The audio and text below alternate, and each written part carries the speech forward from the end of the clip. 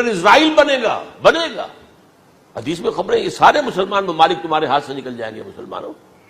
یہ عراق اور اردن اور یہ اور وہ، یہاں تک کہ ترکی، سعودی عرب کا بھی شمالی حصہ نکل جائے گا. البتہ مدینے کا جو ان کا پروگرام ہے اس کو اللہ نہیں پورا ہونے دے گا. مدینے میں داخلے کی ان کو اجازت نہیں ملے گی. بہرحال یہ سارا کچھ ہونے والا ہے. وہ وقت بھی آنے والا ہے کہ حضور کی ایک حدیث کے مطابق ایک شخص کے 1000 بیٹے ہوں گے تو 999 ختم ہو جائیں گے، ایک بچے گا. یہ وقت بھی آنے والا ہے کہ حضور فرماتے ہیں اتنی بڑی جنگ ہوگی، اتنی خوریزی ہوگی کہ پوری زمین اٹ جائے گی لاشوں سے. تو پرندہ جو ہے کوئی، ایک تو پرندے ہوتے ہیں کہ جو مردار خور ہے، گدھ ہے، وہ تو بڑی خوشی سے اتریں گے، تناول فرمائیں گے لاشوں کو. اسی طریقے سے کوے ہیں، چیلے ہیں. لیکن جو نفاست پسند پرندے ہیں وہ لاش کے اوپر اترنا نہیں چاہتے.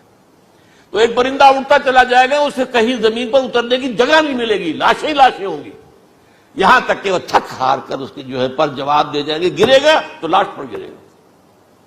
یہ وقت آنے والا، اور یہ یہودیوں کے ہاتھوں، یا یہودیوں کے جو سپورٹرز ہیں اس وقت، جو ان کے ہاتھ میں آلہ کار ہیں، ان کے ہاتھوں آنا ہے. میرے نزدیک اس کام کے لیے اس ملعون قوم کو، کہ جو حضرت عیسیٰ کے زمانے سے ملعون ہو چکی ہے، اس کو باقی رکھا گیا ہے. اسے یہ موقع دیا گیا ہے. اس نے اسرائیل بنا لیا ہے. تقریباً 2000 سال کے بعد وہ دوبارہ آ کر آباد ہوئے اس سرزمین میں جہاں سے نکال دیے گئے تھے 70 عیسوی کے اندر. یہ سارا کچھ کیوں ہو رہا ہے؟ ان کا یہ استثناء کیوں کیا گیا؟ یہ بڑی تلخ بات ہے، یہ یاد کر لیجیے. کیونکہ یا تو قوم اسی وقت ہلاک کر دی جاتی، جیسا کہ ہوا قوم نوح، قوم ہود، قوم عاد، قوم ثمود، قوم شعیب. یہ ہوا کہ نہیں ہوا؟ اور سدوم اور عمورہ کی بستیاں جہاں حضرت لوط بھیجے گئے، اور آل فرعون جو ہلاک کیے گئے. یا تو پوری قوم ہلاک کی جاتی، نہیں. یہ یوں سمجھیے کہ اس پورے معاملے کو درمیان میں سے ایک وقفہ دے دیا گیا، حضرت عیسیٰ کو اٹھا لیا گیا، اور حضرت عیسیٰ دوبارہ آئیں گے. یہ کیوں کیا گیا؟ اب اس میں بڑی تلخ بات آپ سے کہہ رہا ہوں، یہ آپ کے لیے قبول کرنا آسان نہیں، حلق سے نیچے اٹھنے کی مشکل سے. اس قوم کو زندہ رکھا گیا ہے جو ملعون اور مغضوب علیہم قوم ہے. سب سورہ فاتحہ میں مفسرین لکھتے ہیں ضالین، یہ نصارہ ہیں، اور مغضوب علیہم یہ یہودی ہیں. اور قرآن کہتا ہے لعن الذین کفروا من اہل الکتاب علی لسان داؤد وعیسی ابن مریم، لعنت کی گئی. ایک ملعون اور مغضوب قوم کے ہاتھوں آخری امت محمد، اور اس کا بھی بہترین حصہ، اس پر عذاب ان کے ہاتھوں آئے گا. عربوں پر عذاب یہودیوں کے ہاتھوں، اس لیے ان کو بچایا گیا.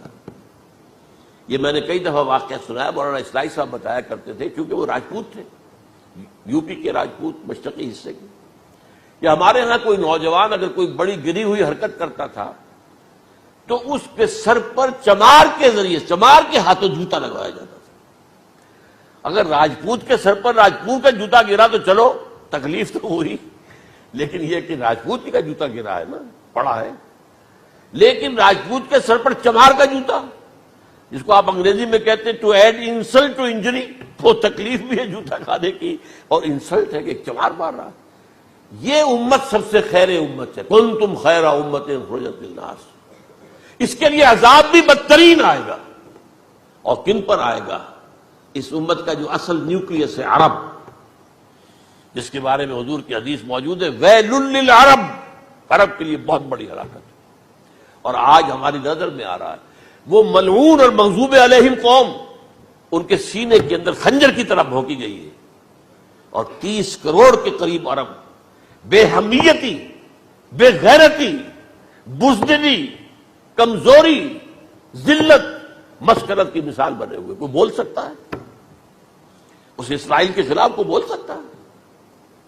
30-35 لاکھ آدمی ہے اسرائیل کے اندر یہودی، اس سے زیادہ تو امریکہ میں 50 لاکھ کے قریب. کل 1.25 کروڑ آدمی ہے یہ یہودی پوری دنیا کے اندر. لیکن دیکھیے جو چاہتا کرتا ہے. جب چاہا اس نے عراق کے ایٹمک انسٹالیشن کو تباہ کر دیا، اور سعودی عرب کی فضا میں اس کو فیول کیا ہے انہوں نے. دوبارہ ریفیولنگ جو ہوئی ہے ان کے جہازوں کی، وہ سعودی عرب کی فضا میں ہوئی. اللہ تعالیٰ نے یہ کوڑا ان مسلمانوں کے لیے رکھا ہوا ہے کہ جن کے رتبے ہیں سوا، ان کی سوا مشکل ہے. جتنا اونچا مقام اللہ نے دیا عربوں کو، ان میں حضور کو اٹھایا، ان کی زبان میں اپنا آخری کلام نازل کیا، تو ان کی ذمہ داری بھی بہت ہے۔ جن کے رتبے ہیں سوا، ان کی سوا مشکل ہے۔ یہ ہے میرے نزدیک واللہ اعلم